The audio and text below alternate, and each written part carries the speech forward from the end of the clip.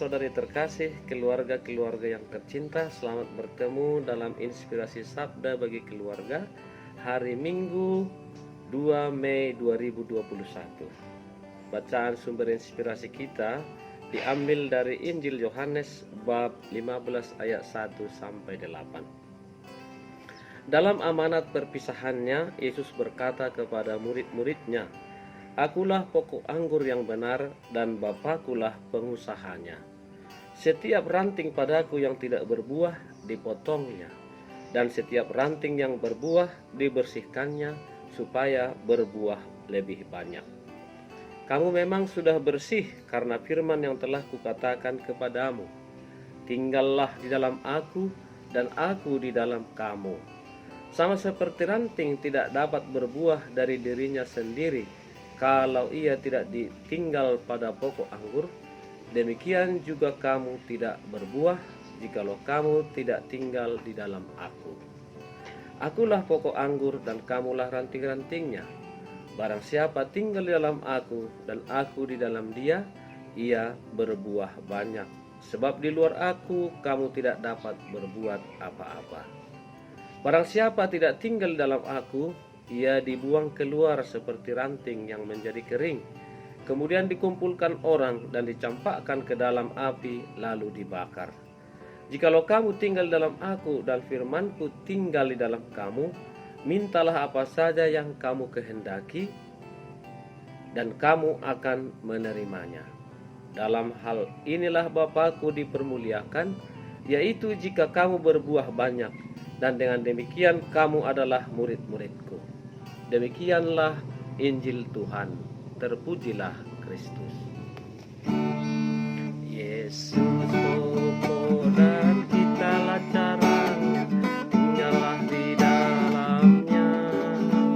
Yesus pokok dan kitalah caranya, tinggallah di dalamnya.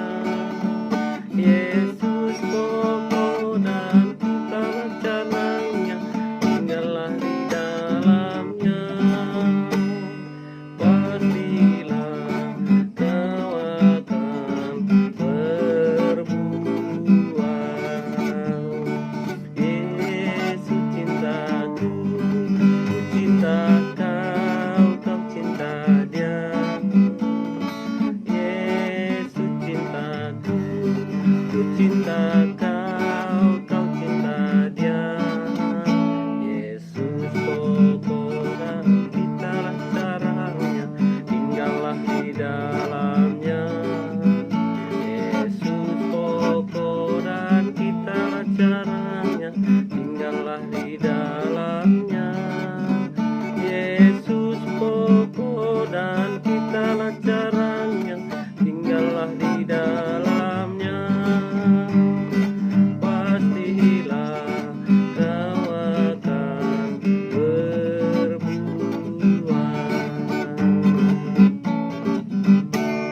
Saudara-saudari terkasih, kita sering menanam pohon buah supaya menghasilkan buah yang baik dan enak dan menguntungkan. Kita menanam pohon durian supaya kita mendapat buah durian. Dalam dirinya, setiap tanaman atau pohon yang kita tanam mempunyai fungsi dan misi supaya berbuah. Kita berharap buahnya adalah buah-buah yang berkualitas,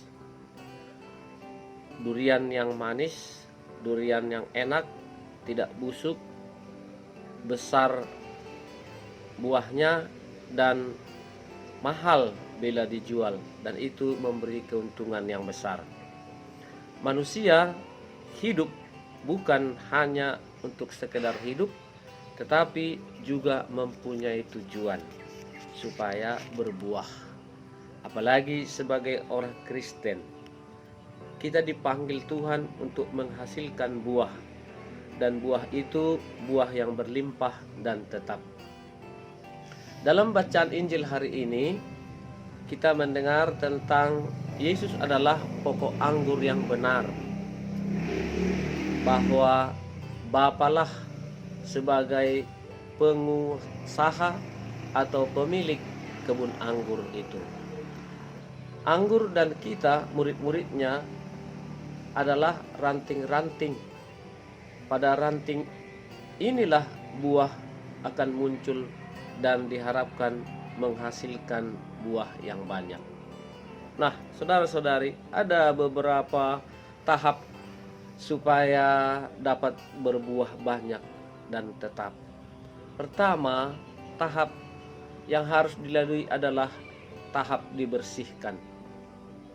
Pokok anggur membutuhkan perawatan rutin. Perawatan itu bisa berupa pemangkasan atau pemotongan cabang-cabang yang tidak lagi berfungsi dan berguna untuk menghasilkan buah. Juga dibutuhkan segala upaya untuk menjaga dari segala hama dan penyakit. Karena itu perlu juga diberi obat atau juga perlu dipupuk supaya mendapatkan makanan dan vitamin yang berguna bagi perkembangannya.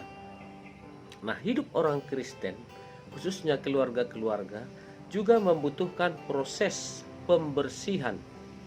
Setiap anggota keluarga kalau mau menghasilkan buah, pertama-tama harus membersihkan diri dari semangat egoisme, cinta diri, angkuh, tidak peduli, dan penyakit lainnya yang sering masih tumbuh bahkan melilit pohon keluarga kita. Bisa aja itu ketidakjujuran, ketidaksetiaan, dan juga perselisihan yang diakibatkan oleh harta, oleh pangkat, oleh jabatan, dan harga diri.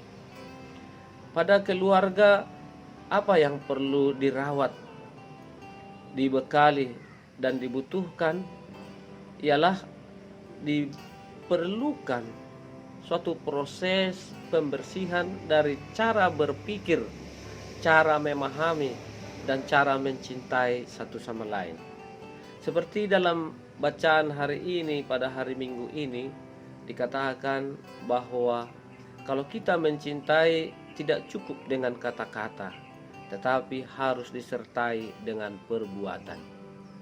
Perbuatan-perbuatanlah yang menunjukkan bahwa kita memiliki cinta terhadap anggota keluarga kita. Tahap kedua untuk dapat berbuah ialah tinggal dalam Dia. Artinya tinggal dalam Yesus. Tinggal berarti menetap, bukan suka datang, suka pergi, atau sering disebut juga jarum super, jarang di rumah, suka pergi. Nah, orang-orang seperti ini bisa disebut sebagai orang-orang yang singgah saja. Tinggal di dalam Yesus berarti setia dan bergantung sepenuhnya pada Dia. Tanpa Dia, di luar Dia, kita tidak akan menghasilkan apa-apa. Karena apa? Seperti ranting yang dipotong dari dahannya, dia akan menjadi kering dan menjadi layu dan tidak akan menghasilkan buah lagi.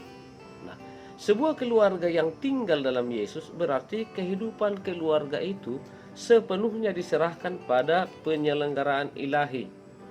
Mereka hidup dalam semangat doa yang tekun, dalam ibadah yang penuh setia mendengarkan sabda Tuhan, dalam semangat merayakan Ekaristi dan memikirkan segala apa yang Tuhan kehendaki.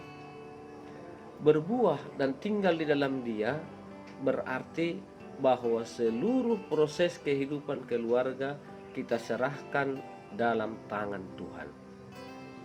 Tahap ketiga adalah berbuah banyak. Pohon buah yang sudah dibersihkan dan tinggal di dalam Dia akan menghasilkan buah banyak. Tantangan kehidupan orang Kristen adalah menghasilkan buah-buah, tidak sekedar buah, tapi buah yang berkualitas. Sering kita melihat buah anggur palsu yang terbuat dari plastik, yang nampaknya indah tetapi tidak bisa dimakan, tidak bisa dinikmati. buah-buah seperti itu bukanlah yang diharapkan Tuhan bagi kita. Buah anggur yang manis, yang enak, yang segar, yang membawa enak, membawa vitamin, kesegaran dan kesehatan bagi kita, itulah buah yang diharapkan Tuhan bagi kita. Bagaimanakah pola hidup orang Kristen yang menghasilkan buah yang banyak? Seperti dikatakan dalam kitab suci, ya, orang yang berbuah banyak, yang berbuah di dalam iman kepada Yesus adalah orang yang hidup dalam damai sejahtera, di mana kebutuhan jasmani dan rohaninya sungguh-sungguh terpenuhi dengan baik, sungguh-sungguh diperhatikan, sungguh-sungguh dipedulikan. Orang yang berbuah baik, orang yang berbuah baik, yang menghasilkan buah baik dalam hidupnya, orang yang selalu dipenuhi sukacita, kegembiraan.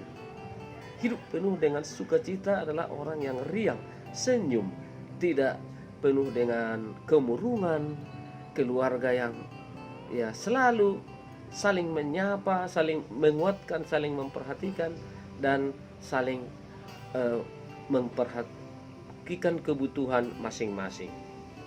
Dalam keluarga yang sudah berbuah banyak, sudah ada satu proses di mana seperti dalam lagu tadi, Yesus cintaku, ku cinta kau, kau cinta dia, aku dan kau menjadi kita. Dalam kehidupan keluarga yang berbuah banyak, suatu proses buah adalah hasil dari kerjasama kita bersama. Yang ketiga, keluarga yang berbuah banyak, saudara-saudari, selalu dipenuhi oleh rasa syukur.